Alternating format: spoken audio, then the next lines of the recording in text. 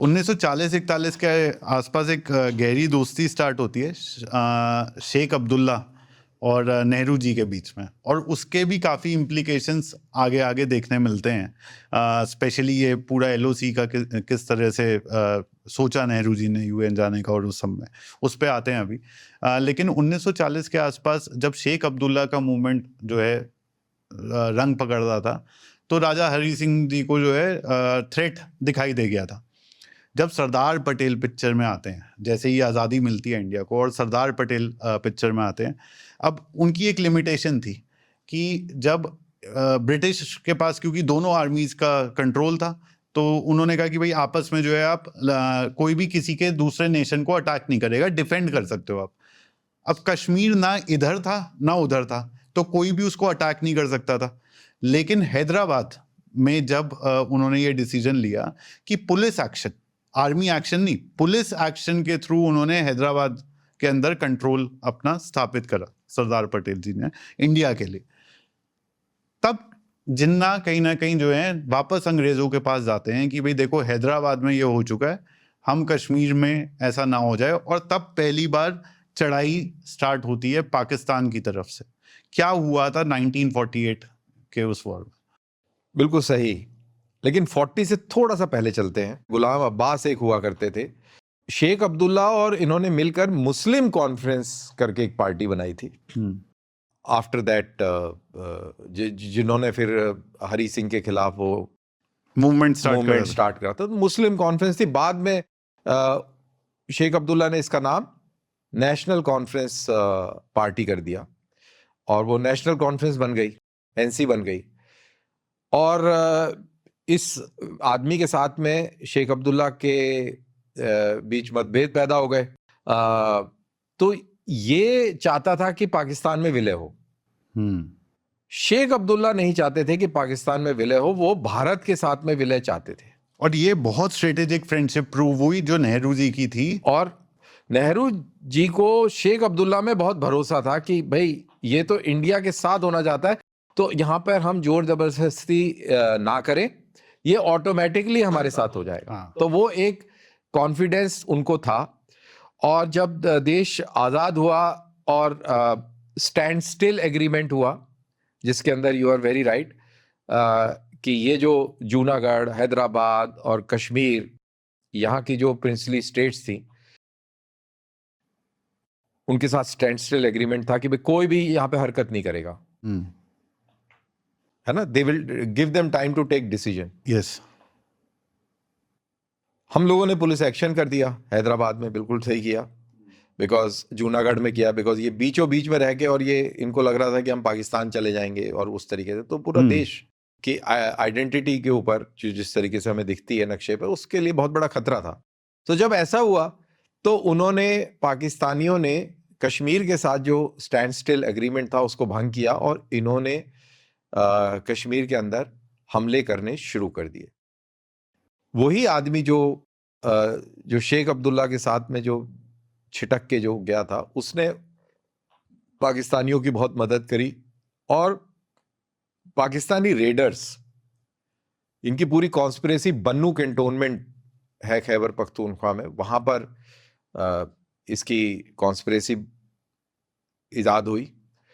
और इंटरेस्टिंग ये है, उसका अब बहुत समय हो गया वो पड़े हुए, एक मेजर साहब थे, सिख थे वो वहां के ब्रिगेड मेजर थे, क्योंकि पार्टीशन हो गया था, फौजें अभी वैसी थी, धीरे धीरे मूवमेंट हो रहा था, फौजी अफसरों के, जवानों के तबादले हो रहे थे, इधर से उधर, उधर से उधर, एज पर द चॉइस। तो ये वहां पे ब्रिगेड मेजर थे। ब्रिगेड मेजर एक बहुत इंपॉर्टेंट अपॉइंटमेंट, जो एक ब्रिगेड की पूरी ऑपरेशनल हरकत पर निगाह नजर रखता है। जीएचक्यू से जो सिग्नल आया है, सिग्नल आया ब्रिगेड कमांडर के लिए, it was top secret signal, जिसके अंदर कुछ पश्तून लोगों को इकट्ठा करने, उनके लिए हथियार, एम्युनिशन इकट्ठा करने की बातें हो रही हैं, और उसमें कश्मीर को लेकर वो कहानी बनती दिख रही है। अब ये जो सिख जो मेजर था, इसको इंडिया आना था, लेकिन इसने ये सिग्नल पढ़ लिया था। ये कौन से 1948 की बात है ये 1947 during the time of partition. अब इनको तो इंडिया आना था, तो इनके लिए अरेंजमेंट हो रहा था, पार्टीशन, दंगे हो रहे थे, ये हो रहा था, वो हो रहा था। और जो ब्रिगेड कमांडर था उसको नहीं मालूम था कि ये इस मेजर साहब ने इसको पढ़ लिया है। तो वो मेजर साहब आए इंडिया में आने के साथ ही उन्होंने बोला कि आर्मी हेडक्वार्टर जाना है और मेरे को ये चीज अपने उधर बतानी है। तो उन्होंने ये बताई, रिपोर्ट करी। तो फर्स्ट इंडिकेटर मिला कि वहां पर कुछ हो रहा है। और उसके बाद में एक कबायली इन्होंने इकट्ठे करे और फिर इन्होंने कश्मीर के ऊपर हमला कर दिया। बारामूला में बहुत मास किया इन लोगों ने, मारा, लोगों को जलाया, लोगों के घर जलाए, खेती जलाई, सब कुछ कार्यक्रम हुआ। और श्रीनगर से मात्र 13 किलोमीटर दूर थे, एक शालटांग करके जगह है, वहां तक ये पहुंचे। वहां पर एक बड़ा निर्णायक युद्ध हुआ जिसके अंदर फिर इनकी शिकस्त शुरू हुई और इन्होंने भागना शुरू किया। यहाँ पर ये कहानी मैंने इसलिए सुनाई क्योंकि यहाँ पर कश्मीरी साइकोलॉजी का बड़ा रोल अहम है।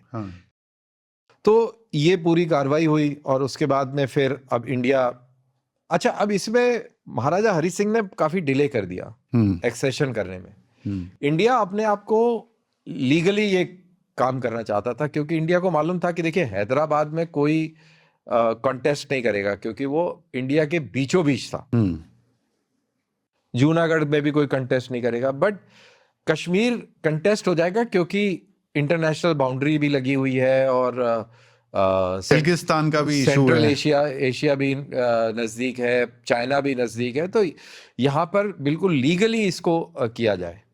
तो नेहरू के, अगर मैं नेहरू के पक्ष में बात करूं तो आप ये कह सकते हैं कि वो अपनी तरफ से लीगली इस पूरी चीज को सेटल करना चाहते थे। इसीलिए वो कह रहे थे कि भाई आप जो है इंस्ट्रूमेंट ऑफ एक्सेशन साइन कर दीजिए। और मेरे ख्याल से ये गलती कर दी उन्होंने। मेरे ख्याल से पुलिस एक्शन कर देना चाहिए था। अगर हरि सिंह कंट्रोल में नहीं आ रहे थे तो कोई बात नहीं, एक हरि सिंह के पीछे आप इतनी टेरिटरी नहीं गवा सकते थे, तो आपको एकदम एक्शन कर देना चाहिए था। तो ये सबसे पहली स्ट्रेटेजिक मिस्टेक नेहरू जी की ये हुई। और जब सरदार वल्लभ भाई पटेल कहते भी रहे कि यहाँ पर अभी घुस जाना चाहिए, मेरे ख्याल से वो जो बात नहीं मानी वो बड़ा गलत हुआ। और फिर जो भी स्थिति हुई वो ये हुई। और जैसा मैंने कहा कि पाकिस्तान मात्र 13 किलोमीटर दूर था श्रीनगर सिटी से, झेलम, बस उसके बाद में शालटांग के बाद में फिर वो पुल पार करके आप डाउनटाउन श्रीनगर में पहुंच गए।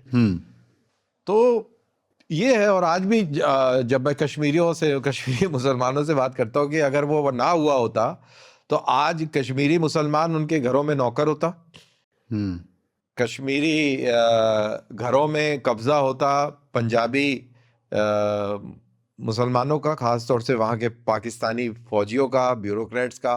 बड़े बड़े घर आलीशान होते वहाँ पर, पूरी कंट्रोल होती ISI की। और कश्मीरी जो होता, जो मूलतः जो कश्मीरी होता, वो बलूचियों की तरह आज लड़ रहा होता, उनको अगवा कर लिया गया होता, लाखों की संख्या में मारे जाते और बहुत ही इनका बुरा हाल होता, बहुत ही ज्यादा सिचुएशन होती। तो वो भी हंस के बोलते हैं कि ये कश्मीर 2 बॉयफ्रेंड्स के बीच में एक गर्लफ्रेंड फंस गई है। ये वो ऐसे हंसते हुए बोलते हैं कि एक लड़की और 2 आशिक। तो खैर ये उनका पॉइंट ऑफ व्यू है। और वो इसीलिए वो चाहते हैं कि बड़े स्ट्रॉन्ग आशिक हैं, तो ये लड़की किसी से भी शादी नहीं करेगी और ये लड़की जो है कुंवारी रहेगी। ये लड़की सर अपने घर आ गई है। अब बस ये है कि भाई बाहर वालों को चुप कराना है। बाहर वाले भी चुप हो चुके हैं। बाहर वाले भी चुप हो गए, जो गुंडा एलिमेंट्स हैं। अब हम अपने नजरिए से उस बात को रखेंगे कि लड़की अब हमारे पास तो खैर बहुत पहले से थी, लेकिन अब लड़की को समझ में आ गया है कि मुस्तकबिल जो है, फ्यूचर यहीं सिक्योर है। क्योंकि आज आप देखेंगे कि वहां पर डेवलपमेंट इंडेक्स बहुत जबरदस्त जोर शोर से चल रहा है। इतनी जबरदस्त इन्वेस्टमेंट जो है कमिट हुई है 370 हटने के बाद वहां पर एजुकेशन पॉइंट ऑफ व्यू से बहुत सुधार हुआ है। कश्मीरी बच्चे आप देखिए कॉम्पिटिटिव एग्जाम्स में जहाँ भी देखेंगे आप देखेंगे कश्मीरी बच्चे बहुत अच्छा कर रहे हैं, स्पोर्ट्स में अच्छा कर रहे हैं, स्टार्टअप्स बहुत ज़्यादा वहाँ पर देखने को मिल रहे हैं। तो कश्मीरी जो लोग हैं वो बहुत अच्छा कर रहे हैं और उनको ये बात समझ में आ रही है। आज जब वो खैबर पख्तूनख्वा की हालत देखता है, बलूचिस्तान की हालत देखता है, सिंध की हालत देखता है, तो उसको समझ में आता है कि बॉस, अगर मैंने इसके साथ चौथी शादी कर ली होती हाँ, तो मेरा क्या हश्र होता। ये उसको समझ में आ गया है। पंजाबी बीच में है, एक बलूची है, एक पठान है, एक सिंधी है, कश्मीरी रह गया, तो कश्मीरी बच गई।